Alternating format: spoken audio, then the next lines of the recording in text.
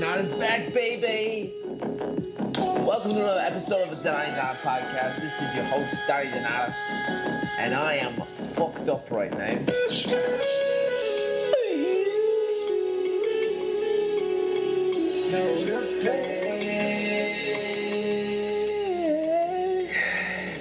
Like I said, welcome back to another episode of the Donny Donato podcast.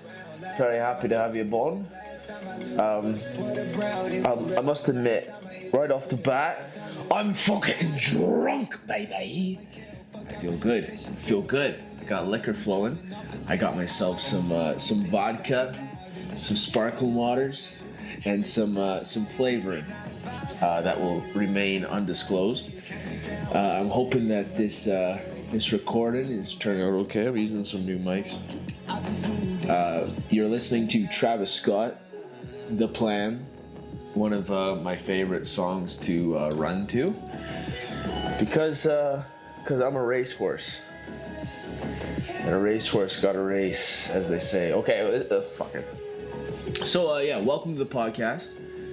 We're gonna be drinking tonight. I also popped an edible, back on the edibles. So to be completely honest, I feel fucked up beyond belief. But I'm gonna be okay. We're gonna make it through this, and I got some drinks to keep pouring. So let's start off. Plus, I got a cigarette. It's not actually. I'm in my apartment right now, so I just I take my cigarette and I just put it up to my mouth like I am smoking, but it's not lit, and it's as good as if I am smoking it, in my humble opinion. All right, so we put the vodka up to the line where it says, what does my cup say here? My cup says authentic 100% recycled glass.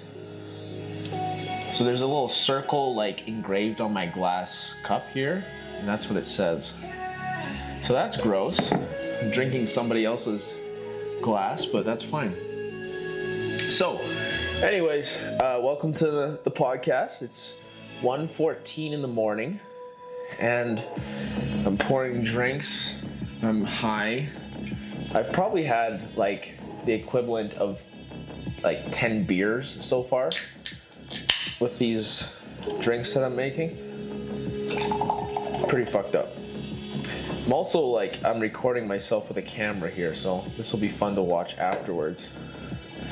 And oh boy, the buzz is hitting me. I'm loving it though.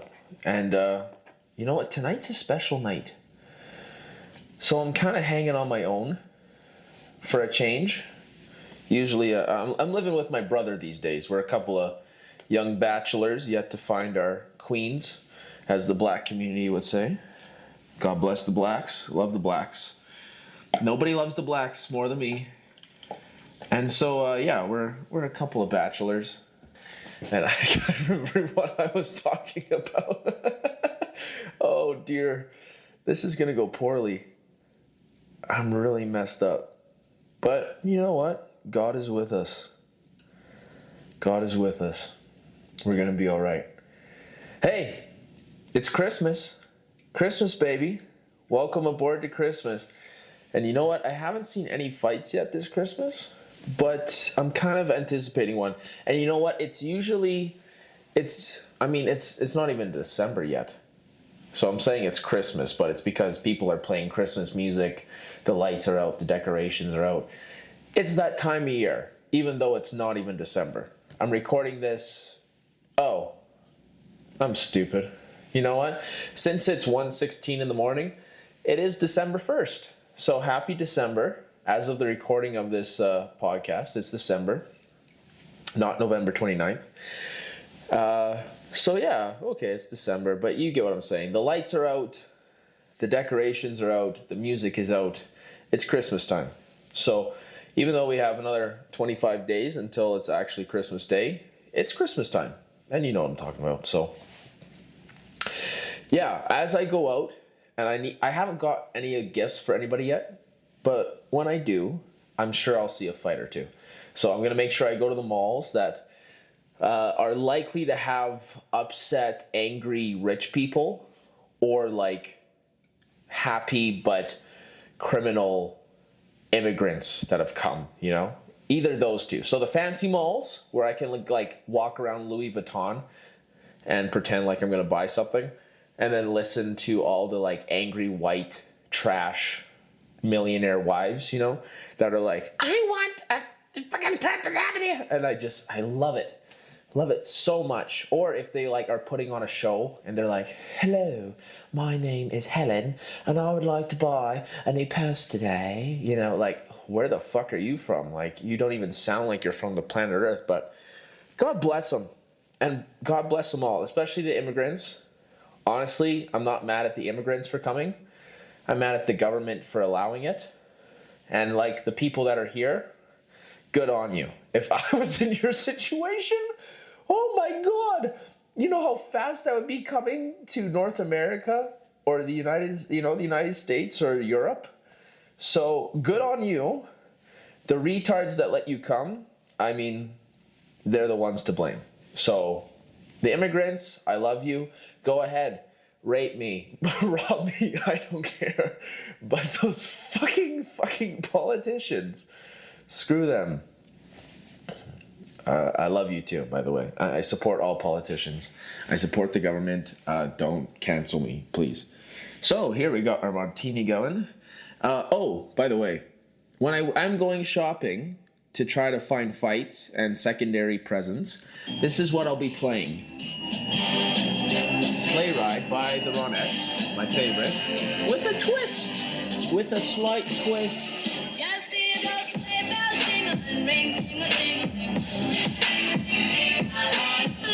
I love this song. So imagine me in my car driving to the mall, blaring this as if I'm a black guy, which I'm not. I'm Italian. Remember, Donny's Italian. Don't forget that. But I'm really black. You don't know what the fuck I look like. This says Donny Donata podcast on the shit. You don't know if I'm black or not. Anyways, so that was fun. So that's what I'll be blaring. I'll be blaring this, trying to find a fight, and like a sweater for my mother, who I fucking loathe. I fucking loathe my mother. Oh, I'm fucked up. I'm just kidding. I'm completely sober. It's been an act this whole time. Haven't taken a sip of anything today. Haven't taken a bite of any luscious, tasty edible. I'm completely sober, and this is how a sober person looks and talks. So don't you worry. Let's talk about some movies.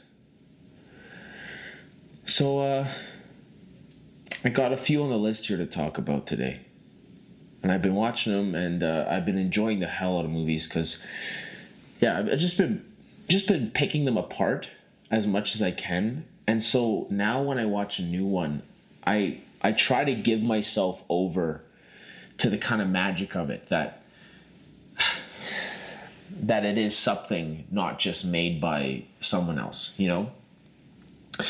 And since I am picking them apart so much and kind of studying them and like trying to bring them down to the most, fundamental details of what they are, when I do watch them, I try to forget about all of that so that I don't kind of mess up my experience. And giving yourself over to it, but also understanding what it is, it's a scary thing because it all of a sudden it transfixes you to like another dimension.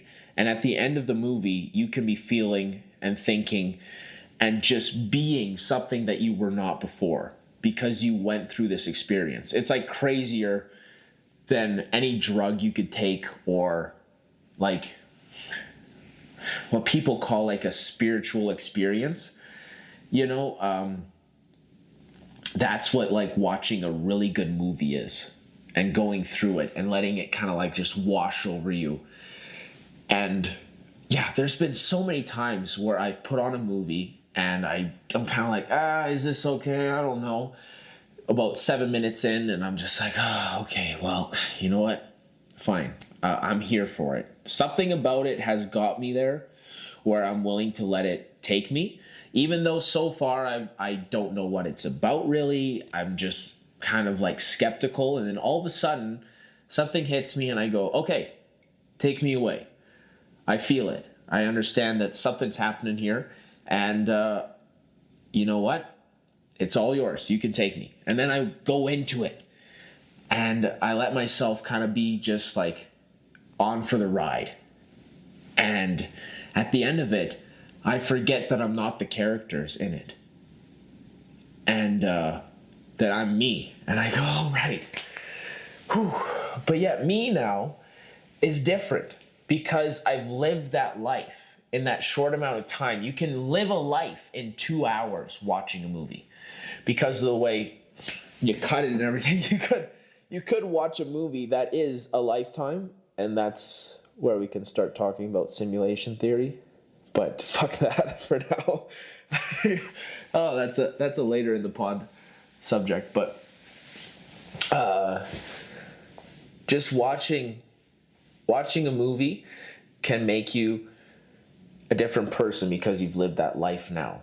And depending on what you take away from it, whew, you can just feel so much better, really, from watching a movie. Like, the amount of times I put one on, and at the end I'm just, like, buzzing off of life because it was a movie about something that's just hits home as, like, something worthwhile. And I mean, like, drugs are great, alcohol's great. I'm fucked up on both right now. But so it's almost more intense what that can do for you, watching a movie. Which seems crazy because it's something that everyone around the world does. But I think there is something with people when you ask someone, hey, what's your favorite movie? They'll go, oh, I don't know, that's a hard question. But if you kind of ask more probing questions like, okay, what's something in your top 10 that just comes to mind right away? And whatever they say, then you just ask them like, oh, what about that thing like made you really like it? And some people will have an answer for you right away, and those are the people that I kind of just like I get deaf to, because if they have an answer for you right away, either it means they're smarter than you, or that they just are like heard something about it and they're just regurgitating it to you. I'm trying to get better to listen to people that are smarter than me, because sometimes you just meet someone and you're like, holy shit, you're saying stuff that makes no sense to me, but I know it should make sense. And you almost just kind of like cowered out. It hasn't happened to me much recently because I'm 26 now, and my frontal lobe is connected. So, but I know that feeling, and maybe it has happened to me recently. Otherwise, why would I bring it up? But anyways, yeah, movies are awesome. How did we get here? That's the edible kicking in, which I did not take, by the way. That's a joke. The first movie I have on my list here to talk about is The Master. Now, what's his name? Thomas. Goodness sakes, things are kicking in. I haven't even taken a sip of my drink that I poured. This is just all the drinks that are hitting me from before, which I never took, by the way. But let's see, we're at 15 minutes so far. I'm actually not doing that bad. So The Master, Thomas Paul Anderson. He's a weird little dude, but that's the beauty of directors. Like, if you're a weird little dude, like someone like Steven Spielberg or George Lucas, he directed one good movie ever, which was A New Hope. I think he directed Return of the Jedi too, George Lucas, but it wasn't half as good. I mean, Revenge of the Sith I really like, but as far as a director goes, it's fine, but just not world class by any stance, by any imagination. Anyways, so The Master with Thomas Paul Anderson. He's a funny little guy, but he makes these crazy movies that are just so like, it's not the same as being kind of like convicting, but they're just interesting. Yeah. So The Master, if you haven't seen it, it's Philip Seymour Hoffman and what's his name? Joaquin Phoenix. And they just like make this absolute crazy kind of kaleidoscope of emotions and feelings. Like, I kind of find it hacky to be like, oh, he's a good actor, just incredible. Because it's kind of like, well, tell me what you think about it. Because are you just like hearing someone else say that? I know you are. But The Master, it's about Scientology. Which Scientology, holy shit.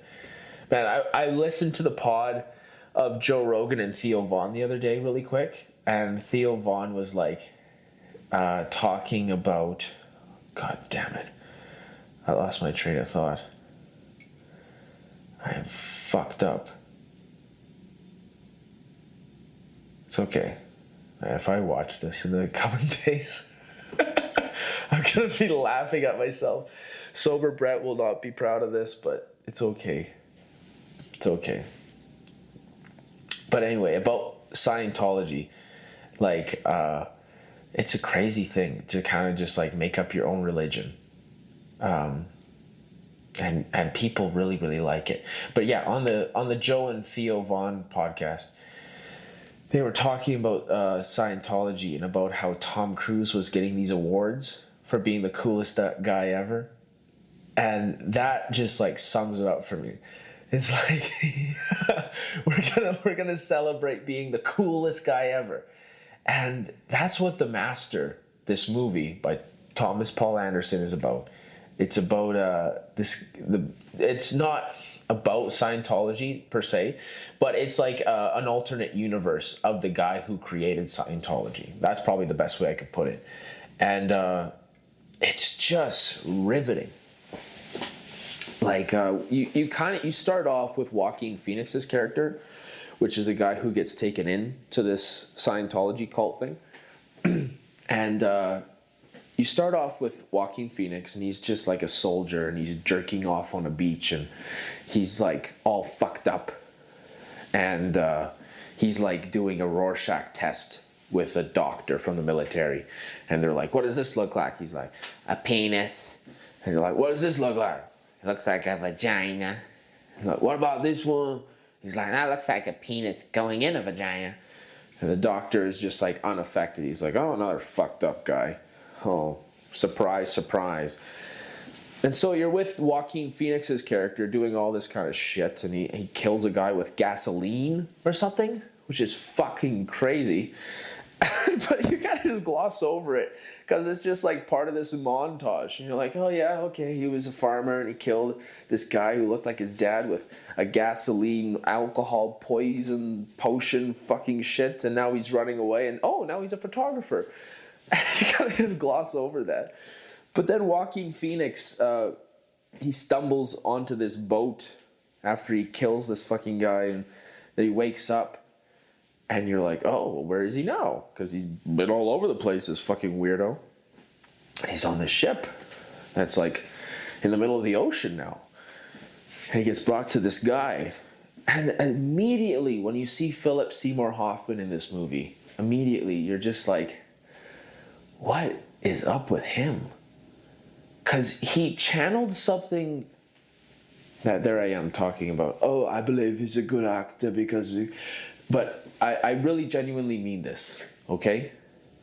Philip Seymour Hoffman, he channeled something that was just like life itself to me. And it's something dishonest, but honest at the same time. And he is like talking about these huge, big ideas and like, we are something crazier and bigger than you could ever imagine. And then the next thing he's like, I just want to be free and feel and just not have to think. So he's going from this extreme of like, trying to break down what we are and he says at one point he's a nuclear physicist, which I was like, and you just gloss over that too. You don't hear about that again. You're just like, what? A nuclear physicist? Good God, what kind of fucking crazy person are you to have to do that? And then make a cult? Like, whoa. Like, this guy understands something about life more than any of us, because he's at that both extremes. And like, I don't even know if I'm guessing Thomas Paul Anderson totally thought about this, but I just never heard him talk about it. That's the two things he's doing. He's trying to figure out what we are and like just understand everything to the nth degree, and that's what his cult is about, but it doesn't come quite across like that. You have to watch the show if you haven't. But he's also just like, I want to not think, and I want to feel, and I want to fuck, and I want to drink, I want to smoke, I want to let my feelings of anger just let out. And that is so human. That's the two things about us, is that we're this limbic system and this cortex in our brains, and we're fighting between just feeling and fucking and going and also like, what the fuck is going on? Let's organize everything. Let's think it through. Be a robot, you know? And then you're like, actually, fuck it. I'm not a robot. I'm a fucking animal. And they're like, no, you are robots. You should not be doing that. Beep bop, bida bop bop. Stuff like that is fucking nuts. I'm so glad. All right, let's do this. We're back. My camera died from battery, so quick little jump there. But anyways, I was talking about The Master, I think, was the last thing I was talking about. Great movie. Philip Seymour Hoffman, Joaquin Phoenix, Paul Thomas Anderson. They pull something out of, I don't know what. It just feels weird, and it was one of the first movies that I've ever remembered dreaming about. And like the day after I watched it, I was just dreaming about it, just going, what the fuck was that? And it was just, it's just a pure example of life, at least in what I really like. And I think a lot of the people react the same way. It's just, there's just something, a piece of pie to eat up with your heart. What a stupid thing to say. I love it. All right, next movie I have on my list. Next thing I have on my list is Manchester by the Sea. And what a movie to be laughing 1 second and then thinking about it the next, and you're just like, oh my God, what the fuck was that? It was a tough one, you know, and I feel so much of what that guy was feeling when I was watching it, but yet I'm pulling from experience that I've had. I haven't had his experience. What he had in that movie is just crazy. And I love how it starts off and you really don't know what the fuck's going on. You're like, what's up with this sad guy? Like, I don't like him. He's sad. He gets into fights that don't make sense. And he's just kind of a bum. And how he's driving in traffic and things aren't going well for him. And he shows up and he's acting out. But yet he's holding it together. Somewhat. Pretty well. He's just grabbing with all that he can to hold it together. And it's just something else. And then all of a sudden things start unraveling and you understand why he's like that. And when you kind of understand why he's like that, you go, oh my God, dude, you're doing really well, actually. Like, you haven't killed yourself. You have a job that you're holding down. You're like fucked up, but seemingly doing the correct things. Like when your brother dies, you're like, I know what I gotta do. And you're there. And you're supporting. And you're making, you know, the hard decisions about this shit and that shit. And having to talk about stuff. And you're actually doing the job, the assignment that's required for a guy, and that's called up when his brother's dead, but yet you're fucked up in a weird way because something astronomically bad happened to you.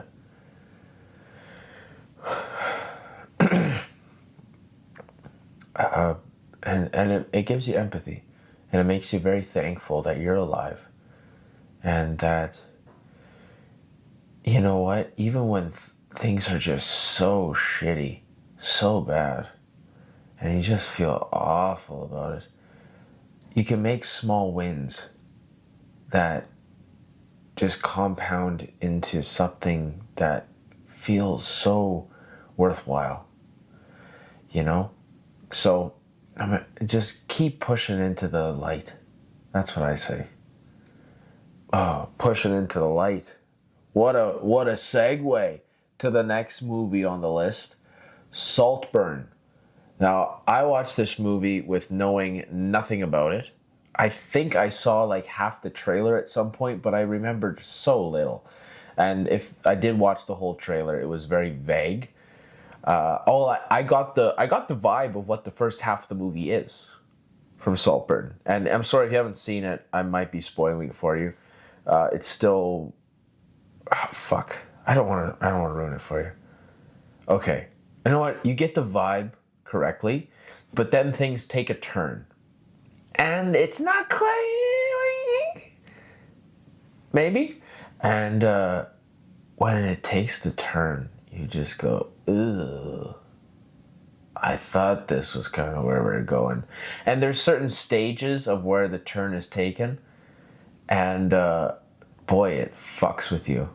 It's a fucking masterpiece of a movie that just fucks with you. And you know what? It portrayed mainly as the main course of the movie was the kind of just despicable, ugly selfishness of humankind.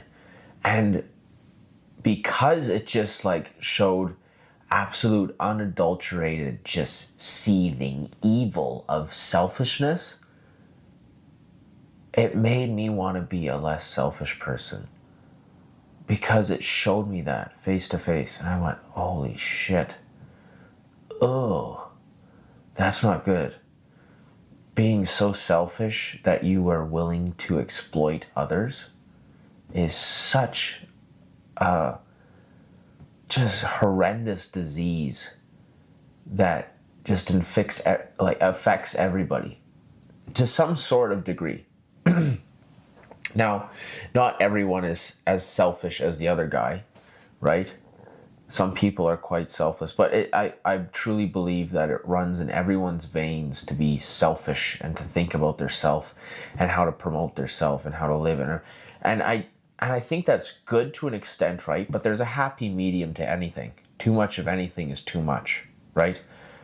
And so if you are so consumed with just what is going to get you ahead that you're willing to hurt people deeply with just like no pain because you want to do that thing, it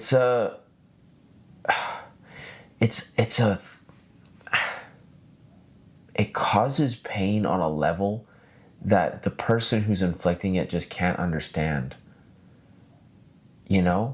and it's too bad, but it's the way things go, yeah. At the same time, as much as you want to be good, you want to help, maybe things are kind of fucking hopeless and just everything's shit. And even if you're thinking that you're doing good, maybe you're not. Maybe it's just all fucking hopeless. And everyone's just dying. Everyone's just trying to exist for their bleep of a moment. But yet, who knows? But who the fuck wants to believe that shit? Right? Who wants to believe that shit?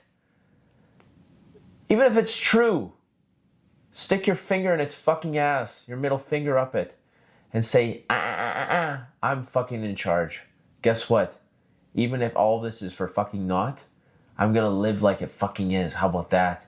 What can you do about that? Suck my dick. Right? Speaking of which, another movie on the list, I put Schindler's List, which is a fucking heartbreaking tale. Absolutely crazy, that movie. You know, the fact that they got like people to get super skinny and then get naked, and the women to chop all their hair off and to crawl in those fucking showers in the dark and get filmed naked with your hair chopped off. Like, what the fuck? And that this fucking little weird guy, Steven Spielberg, that he did this in the same year that he made Jurassic Park, which Jurassic Park was like groundbreaking, you know? God bless him, because it was a fucking masterpiece, Schindler's List.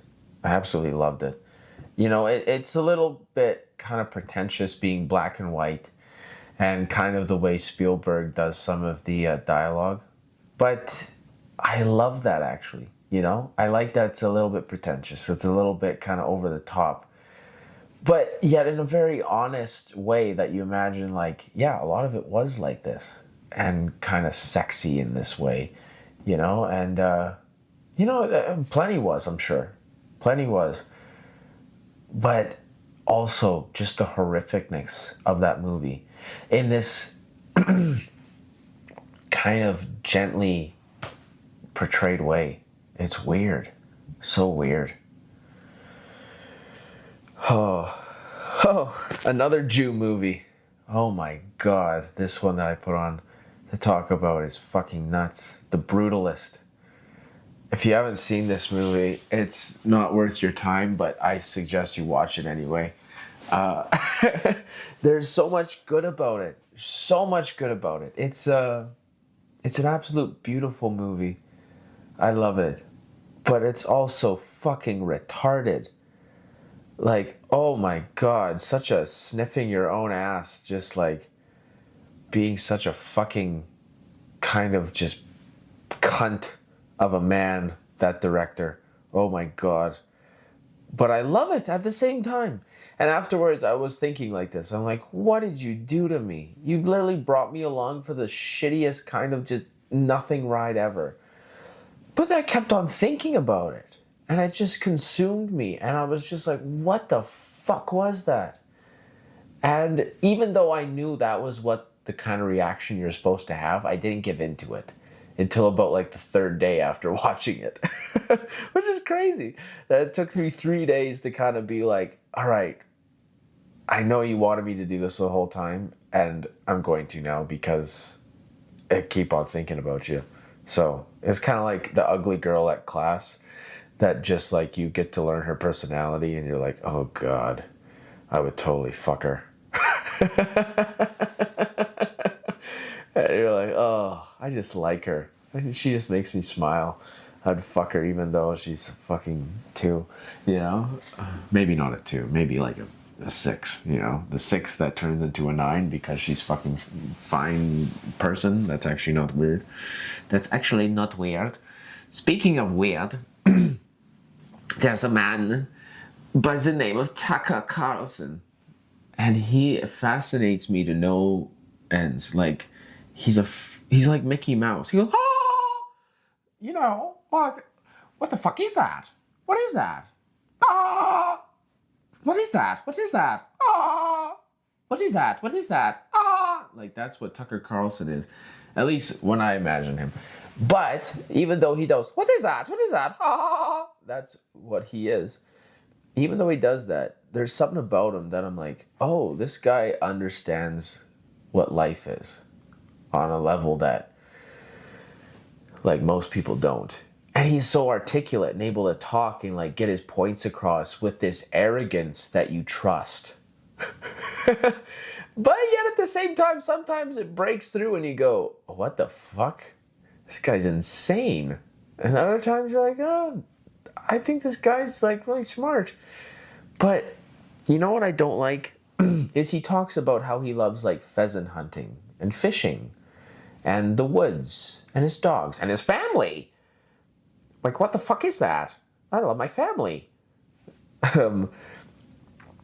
even though he says all that, it's this tone of just like worrying about everything that you just want to go, dude, sound happy, like in a non-jokey way.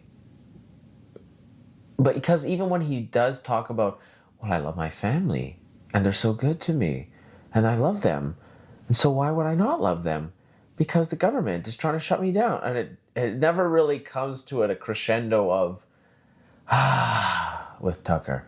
It's always this pent up just intensity of just like, what the fuck? You know what? God bless him for it.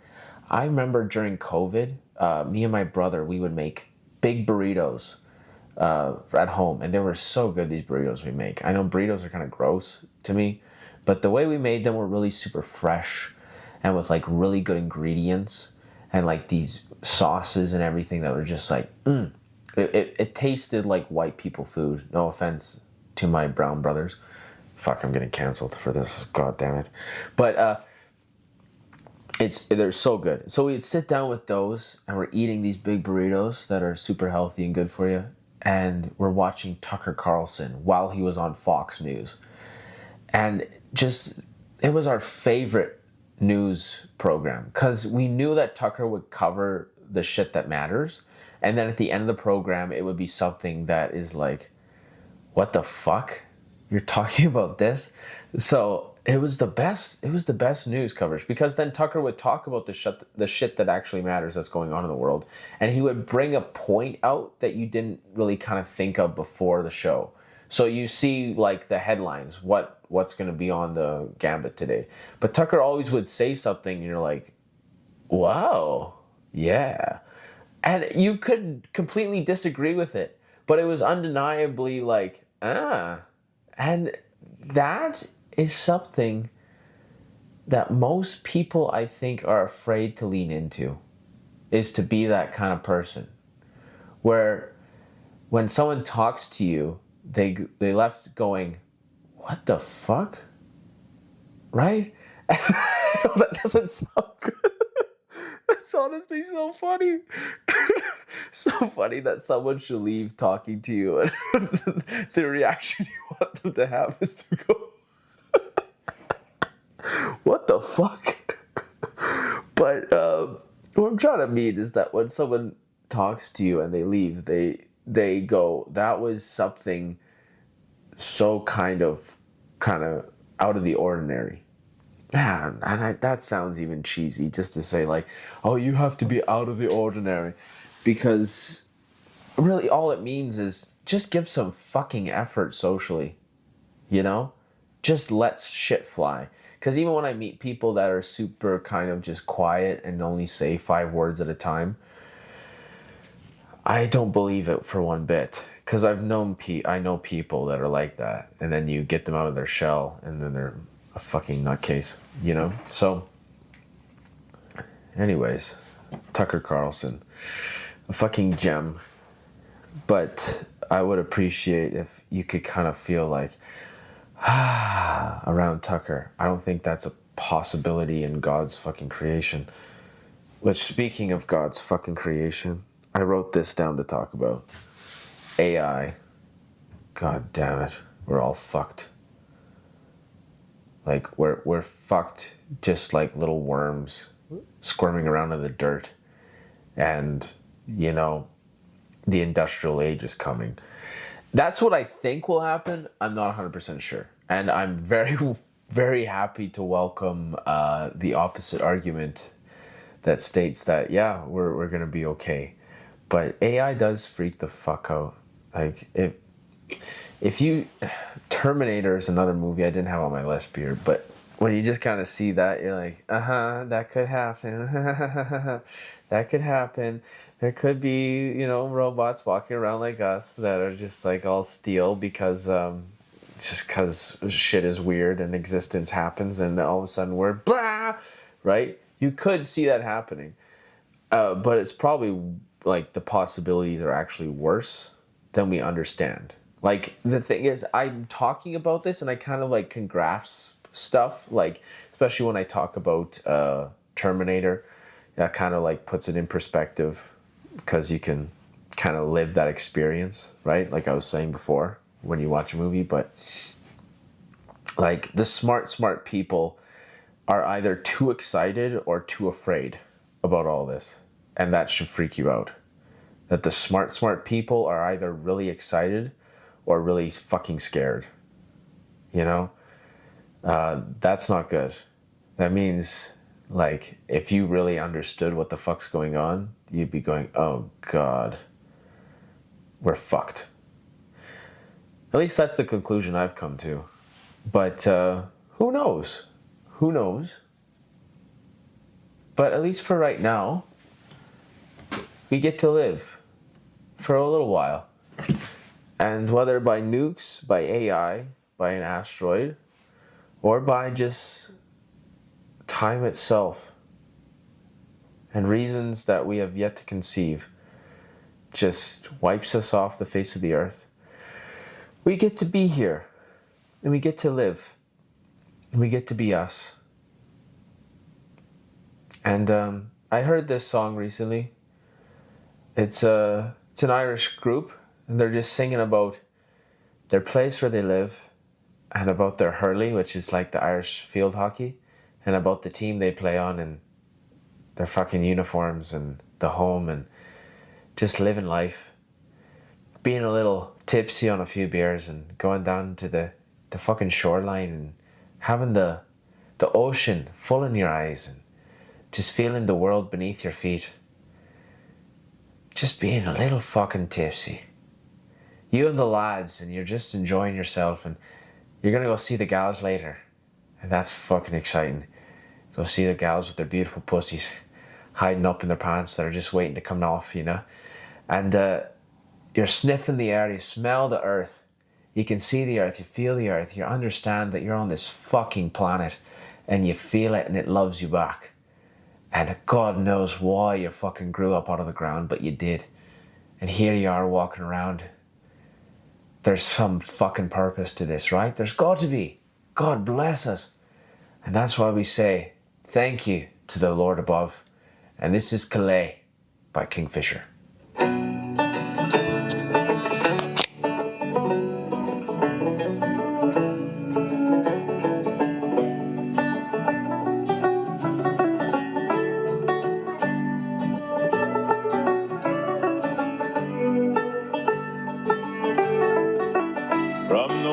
Of Glenbower to the river to soar, from the arms of my mother to the land ever pure. All I have to remember is the pride that I felt round the park Canada, where the boys never knelt. They'd go raring and tearing and fighting for love, for the land they call Killa and the Lord up above. Killa la la la la la la la la la la, for the green and the white I adore, for the parish to last evermore.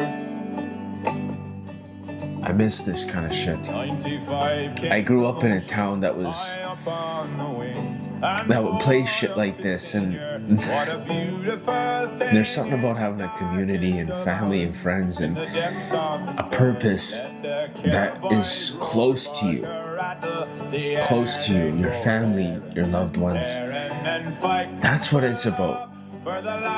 Because I don't know what the fuck a human being is, but I can tell you this. I know what it is to be one. And it's fucking beautiful. For the parish to last evermore.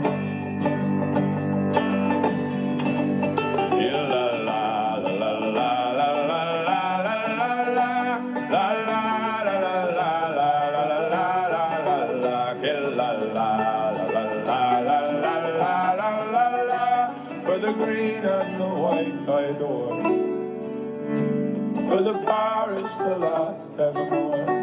Here he's about to sing about his death. When my time's at an ending, when my days are no more, bury me with my hurley by the river de Soar.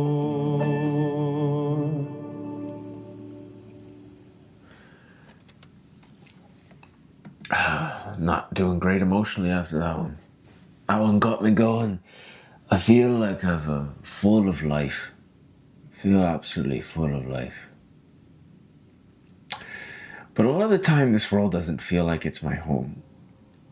And that's a thing in Christianity. There's this old song, Christian song, goes, "This world is not my home, I'm just a passing through. My treasures are laid up somewhere beyond the blue. The angels beckon me from," just burped, sorry, "from heaven's open doors. And I can't feel at home in this world anymore." It's true, but it's also bullshit, that song, because you can feel at home here. I feel at home here so much. But sometimes, yeah, you don't feel at home because you've been listening to Tucker Carlson too much, you know? And you're going, I don't know if I like it here anymore. Which a lot of the shit he says is correct too, so God bless him for his investigative journalism. And also fuck him for it. But I like him for it. But if you kind of get your head out of that space, you come back to real life. And by real life, I mean, when was the last time you were in a boat and you put your hand in the water and felt it? If you asked me that about 4 months ago, I'd be able to tell you, well, about 2 hours ago was the last time I put my hand in the water. But here we are 4 months later, and I can go, well, that was about 4 months ago. You know? I love that shit. Just feeling the world beneath you. Living in these houses made of parts of it, you know? We're living in a piece and part of the world, but not all of it. And it's kind of stealing from us. And the more you're out there, the more you feel it, the more you kind of understand it. Man, the more you just don't even have to think about this shit. Because here I am in my apartment tonight, yapping on. And I don't think I'd be doing this out there. And if I was, it'd probably be a little less kind of melancholy, as it has been. Less, dips and ups and everything. Who knows? But yet I'm thankful for it. Okay, I'm going to play another thing. This is Louis C.K. talking about Stanley Kubrick. And I love this video so much. Just incredible. So I'm going to play him. Also, Louis C.K., why do you have your last name as C.K.? That's very interesting to me. I actually don't know what it stands for, sorry. I don't know what C.K. stands for. Here's Louis.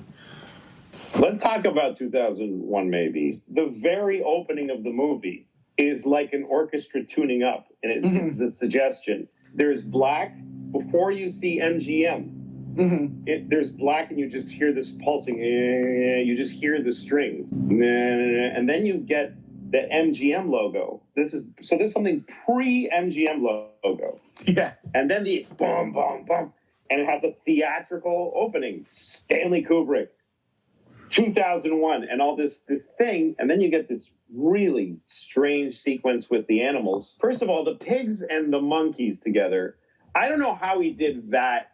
It's not clear to me how he accomplished any of this in 1968. I don't understand how he had these monkey people, obviously in suits, but really good ones. Space and apes is a thing that Americans, we've even sent apes into space. It's a thing that's very interesting. But so these apes, yeah. So there's apes, and there's pigs all around them, and they're yelling at the pigs, and the pigs aren't leaving. And I don't know how the fuck where they got these weird pigs. And then there's a wildcat that kills a fucking guy. I don't know how they did that, and it has yellow eyes. Yeah. I don't know how they got a wildcat to attack this guy. It's not CGI. It's not a puppet. It's not clay. It's fucking real looking. Yes. And then. this movie has feeling because these beasts are scared in the cave. They're staying awake because there's roaring, and they look depressed, and they're traumatized and scared. And then when that thing comes with the weird people going, this is why Kubrick was just weird. He was a weird dude, and he suggested a aura of energy with a chorus of people singing,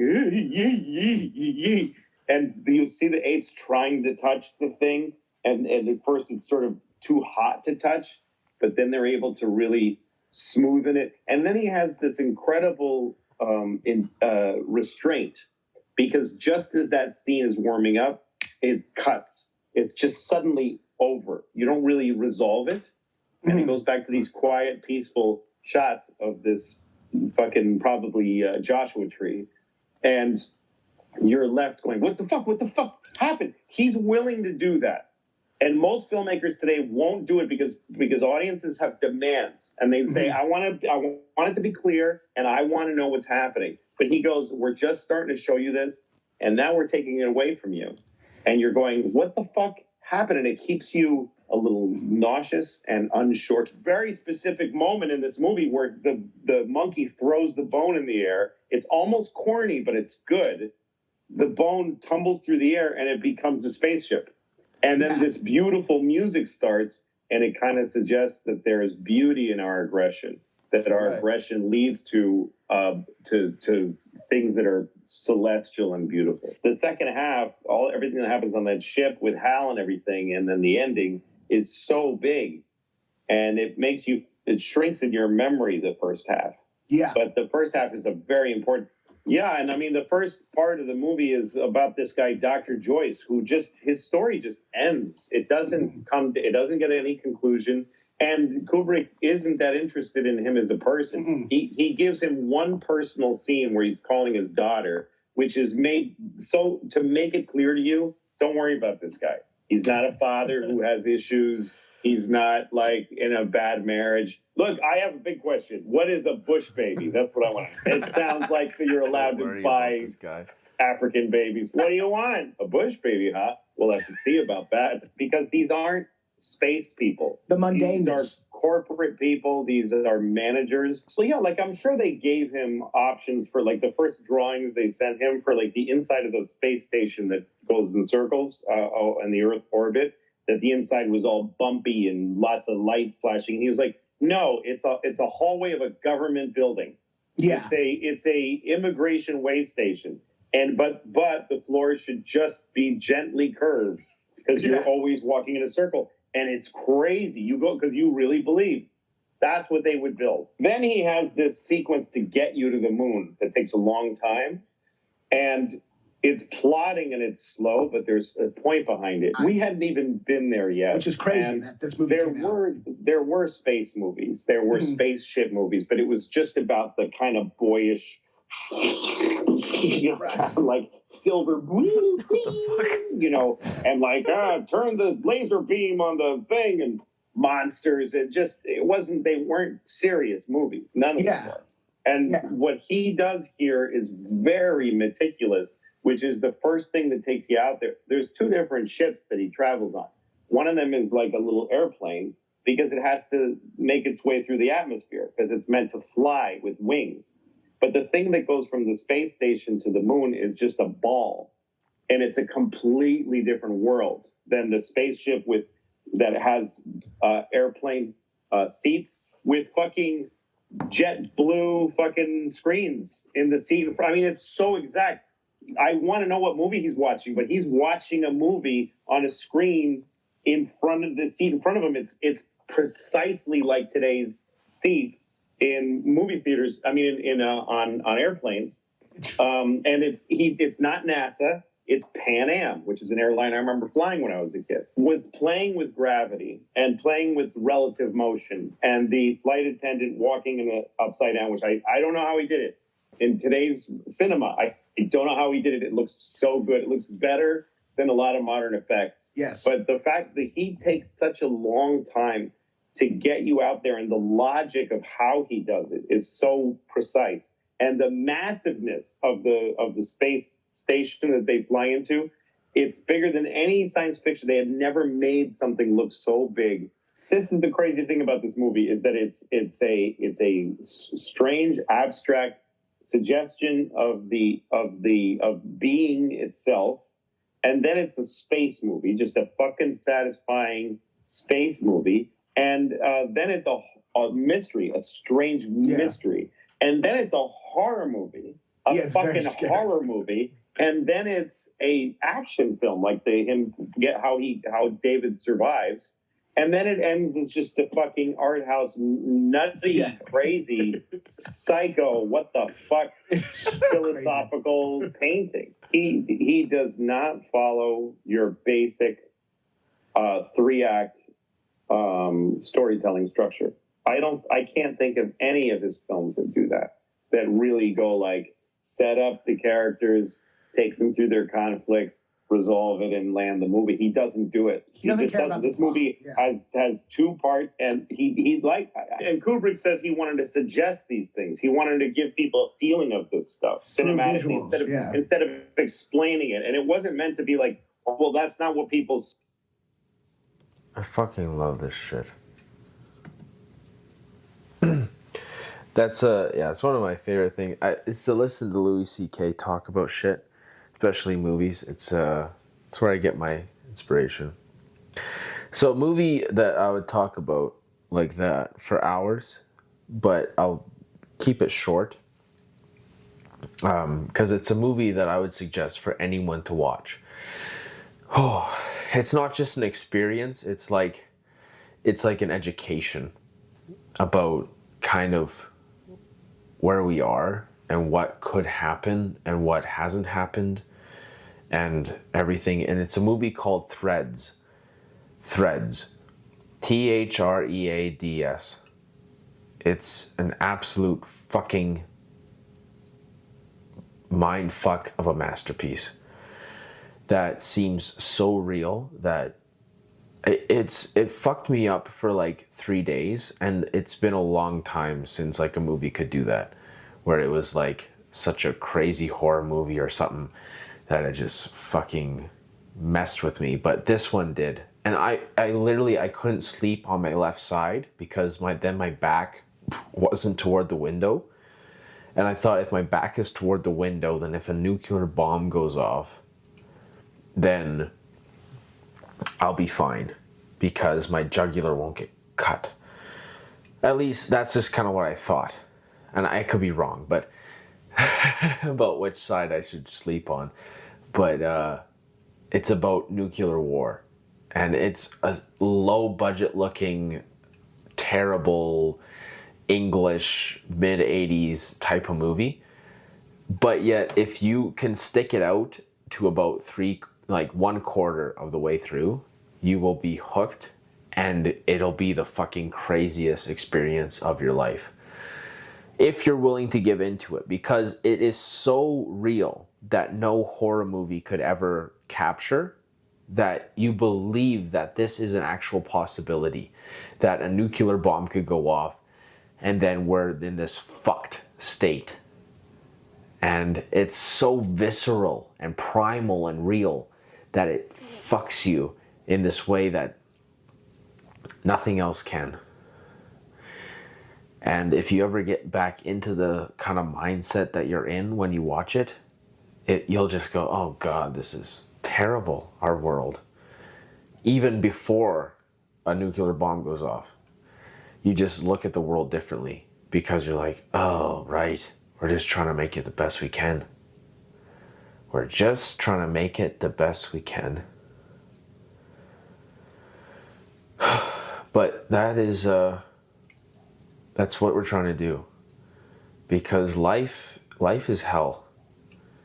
There's so much shit in it that just is unnecessary, right? To our logical brains.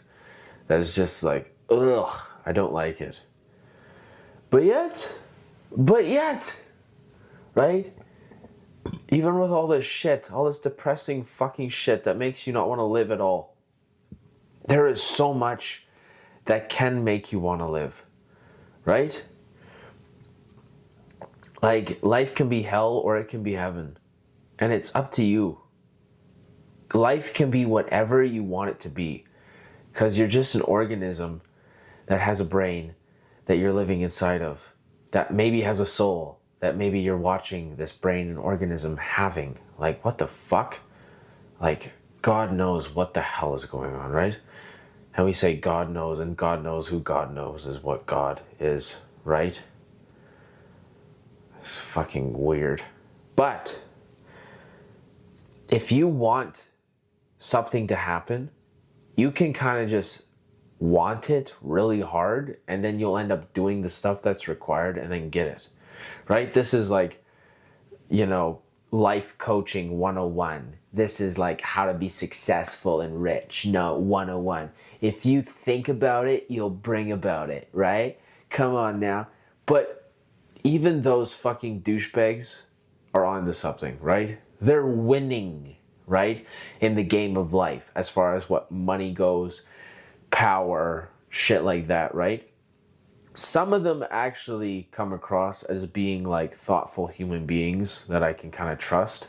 Some of them, you're just like, ugh, because all they fucking care about is the game and not necessarily understanding that they're a player.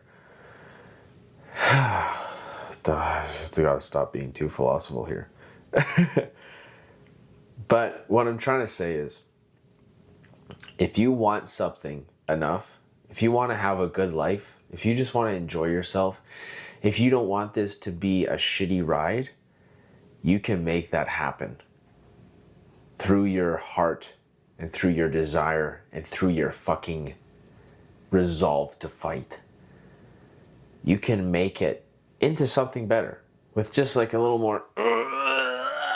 That's all it kind of takes sometimes.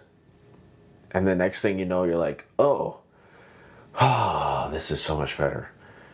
Wow. However, remember Manchester by the Sea. If things are shitty, there's a lot of good that can come from that. Because if things are too good, then they're just good. And if all you have is good, you just become stagnant.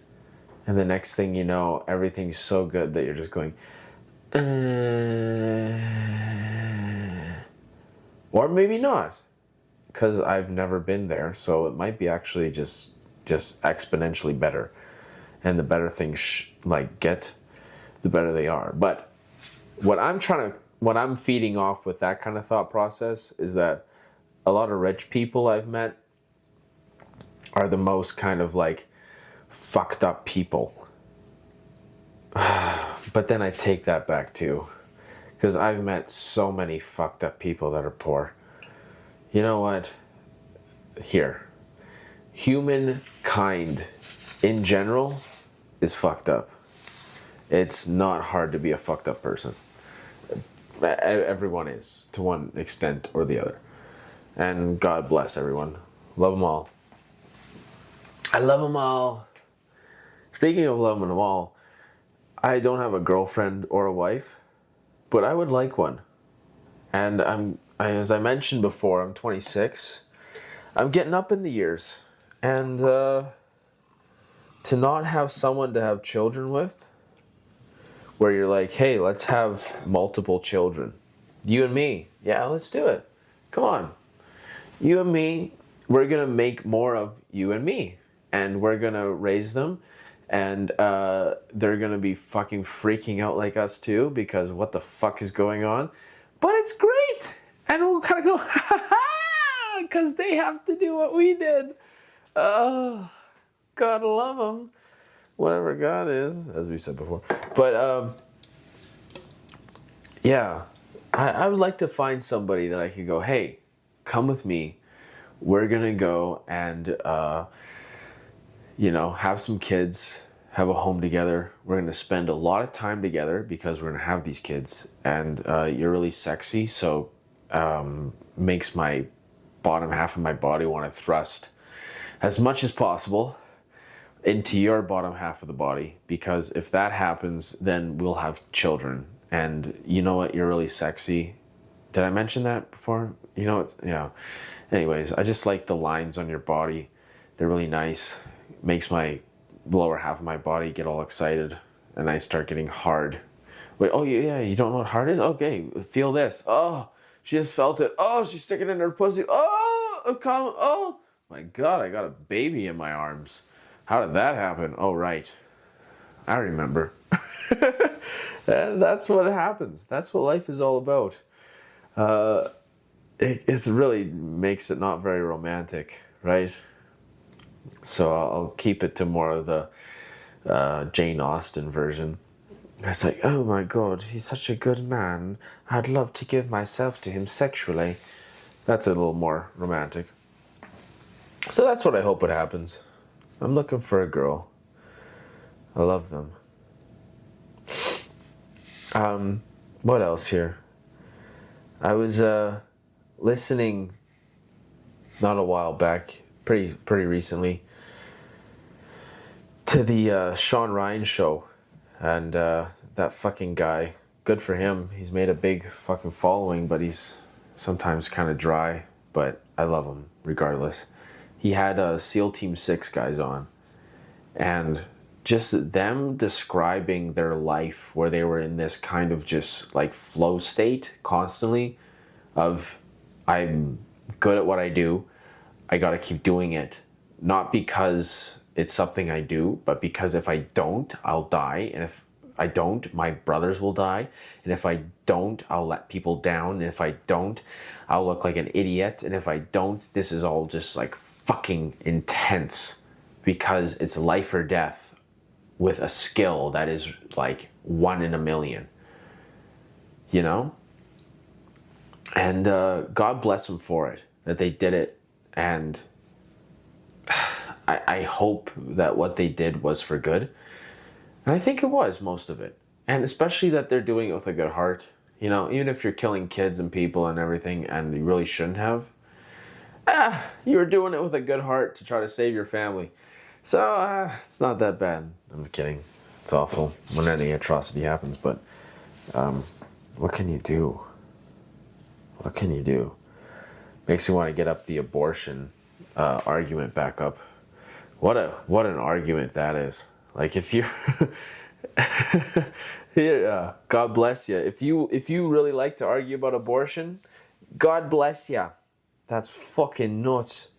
But anyways, the SEAL Team 6 guys, they just live at a higher level. But them talking about kind of loss and shit and everything, you're just like, wow. That's intense. And yeah, I like it. I like it. I like listening to those guys that are like, I trust you because you're able to do something that I can't. And then when you talk about stuff that's hard, and you're like, yeah, that sucked really bad, but yet I got through it. I'm like, okay, there's something to strive towards, right? To be someone like that.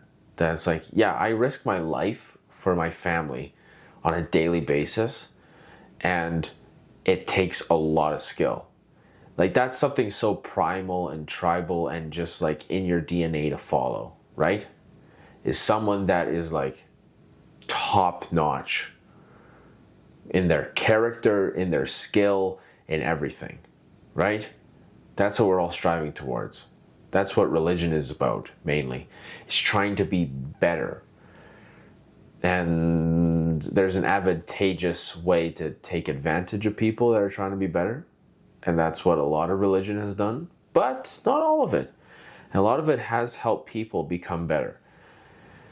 And whether you take the story for real, right? About Buddhism, Christianity, Muslimism. God forbid you're a Muslimismist. An Islamist.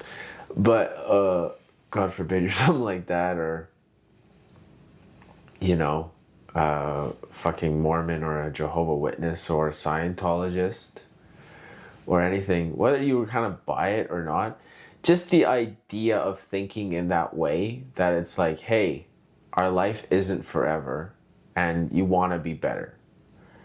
That's very advantageous. And that's why religion grows, because it works for people. You feel like you become a better person the more you kind of lean into it.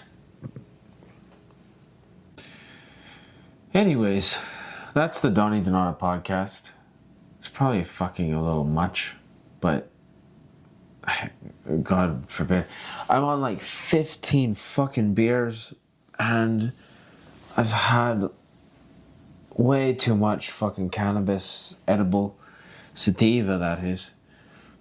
But it's been a fucking night and I'm gonna turn it off for now. It's the 1st of December and God knows that pretty soon we'll be in full fucking blown whatever the fuck this is, Christmas. Oh, fucking love Christmas. But yeah, I'm gonna leave you with this stupid fucking song called Fade by Kanye West. Thanks for coming to the Donny Donata. I'm gonna leave you this and have a fucking great night. I feel it fading. I've been so far. I feel it. I've been so let down. I've been wrong. I feel it. I've been on my shit. Hold on my feet. I just need to know. I can feel it. Deep inside, deep inside. I feel it. Deep inside, deep inside. I feel it. Deep inside, deep inside. I feel it.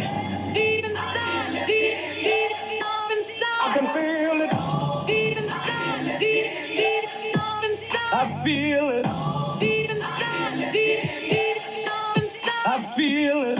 Deep inside, deep inside. I feel it. Deep inside, deep inside. I feel it. Fade. Anyways, that was Kanye West Fade. Thanks for listening to the podcast. Glad you came today. Donny Donata is never fucking going down. I got the fucking tightest ship here. We're running it fast. We're running it good. We got some hope in the future.